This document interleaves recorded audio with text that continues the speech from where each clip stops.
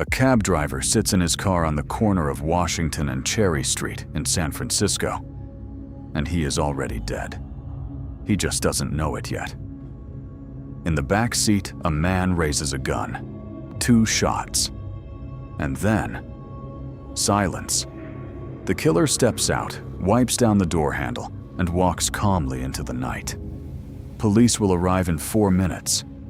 But this man will not be found for the next 50 years. The year is 1968. The summer of love has already ended. San Francisco is transitioning from flower crowns to something darker, something colder. The city is thriving on the surface. Cable cars, fog rolling off the bay, a booming economy. But in the surrounding suburbs and rural counties, something is hunting. He will eventually call himself the Zodiac. Before that name existed, he was just a shadow. On the night of December 20th, 1968, 2 teenagers, David Faraday, 17, and Betty Lou Jensen, 16, parked their car on a rural road in Benicia, California. They were on their first date. By the time a passing motorist found them, both were dead. Betty Lou had been shot 5 times in the back as she ran. David never made it out of the car. Police had nothing. No motive. No suspect. No witnesses. But here is the first question that will haunt this case. Why those 2? Investigators would spend years trying to understand what connected the victims, and the answer they eventually found is more disturbing than anyone expected. 6 months later, on July 4th, 1969, the Zodiac strikes again. Darlene Ferrin and Michael Mageau are parked at Blue Rock Springs Park in Vallejo. A car pulls up beside them. A man approaches with a flashlight, and then a gun. Mageau survives, barely, and his description of the attacker is the closest law enforcement will ever get to a physical profile. White male, heavy build, short, brown hair, round face. And then, the letters begin. On August 1st, 1969, 3 newspapers receive identical envelopes. Inside each one, a letter claiming responsibility for the murders, written in a calm, almost bureaucratic tone, and 1/3 of a cipher. A 408-symbol cryptogram split into 3 pieces, designed so that all 3 papers would have to publish it before anyone could read the full message. The Zodiac demands it be printed on the front page. Or, he says, he will go on a killing rampage. The papers comply. And here is what the cipher said, once decoded by a school teacher and his wife within days. I like killing people because it is so much fun. It is more fun than killing wild game in the forest. He misspells forest. He spells it with 2 R's. Cryptographers and FBI linguists have debated for decades whether this was deliberate or whether it reveals something specific about who he was. That question has never been answered. The Zodiac kills again in September 1969 at Lake Berryessa. This time, he approaches 2 college students, Brian Hartnell and Cecilia Shepard, wearing a hooded costume with a bizarre symbol on the chest, a crossed circle. He ties them up. He stabs them. Cecilia dies. Brian survives. Before leaving, the Zodiac does something no serial killer in American history had done before. He walks to Brian's car and writes on the door. In black marker, he logs the dates and locations of his previous attacks like a ledger, like a man keeping score.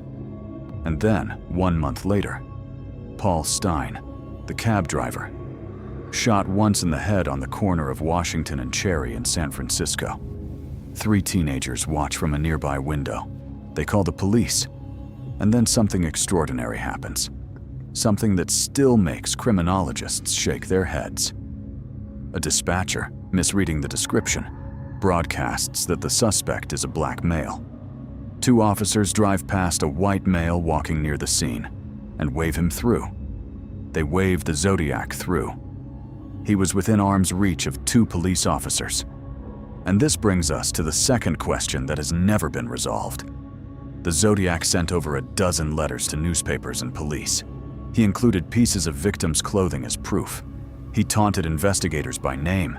He made phone calls. He left fingerprints. That didn't match anyone in any database. Who was he hiding in plain sight as? Here is where the story shifts. By 1969, the San Francisco Police Department has a prime suspect. His name is Arthur Lee Allen, a school teacher, a man who wore a Zodiac watch, a man whose handwriting bore similarities to the letters, a man who, according to a close friend, told people before the murders that he wanted to hunt humans and call himself the Zodiac. They search his home in 1972. They find nothing conclusive.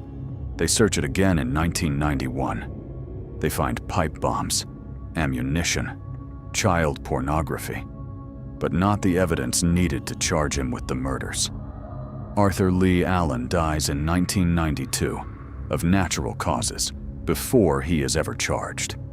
Then, in 2002, DNA testing is performed on the back of stamps the Zodiac licked on his letters. The DNA does not match Arthur Lee Allen, which means either Allen wasn't the Zodiac, or the Zodiac had someone else lick his stamps. And this is the detail that keeps investigators awake, because if the DNA doesn't belong to the killer, it belongs to an accomplice, and that person has never been identified. The Zodiac's confirmed kill count is 5, but in his letters, he claims 37. Investigators have spent decades trying to account for the gap, and some of those cases remain officially unresolved. One letter, sent in 1969, contains a map. The Zodiac claims a bomb is buried near a school. Police search. They find nothing. But attached to the map are coordinates and a cipher. A cipher that, to this day, has never been solved. In 2020, a team of amateur code breakers, a mathematician from Australia, a programmer from the US, and a software developer from Belgium, cracked the 340-character cipher that had resisted professional cryptographers for 51 years. It reads, in part, "I hope you are having lots of fun in trying to catch me. I am not afraid of the gas chamber." But the Z13 cipher, just 13 symbols, presumably encoding the Zodiac's name, has still not been broken. Every major intelligence agency, every academic institution that has attempted it, has failed.